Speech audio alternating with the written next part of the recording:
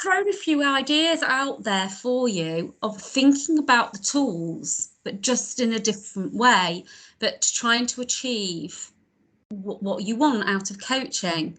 Is this something that's sort of resonating with you? What are your thoughts?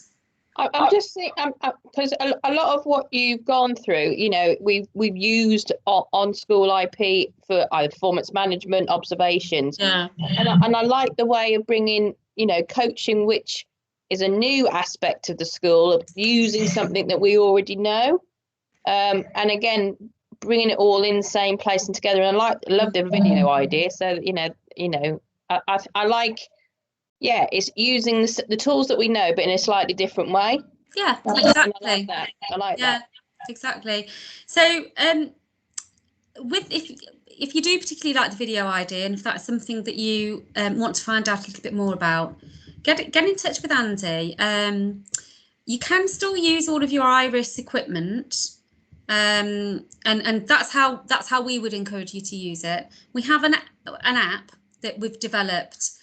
So pretty much like, you know how you click on the Iris app, you click on the SchooliP app, and you know how Iris then just get whizzed into the Iris software. Well, this is the same. It goes into that SchooliP area, but obviously it's in the right area for them to be able to use it there.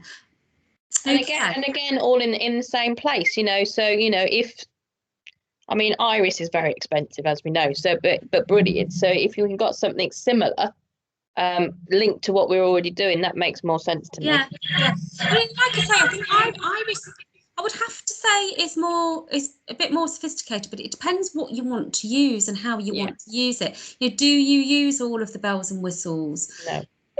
So yeah, and if your intention was to use it to make videos and so people could self-reflect, then this does that job.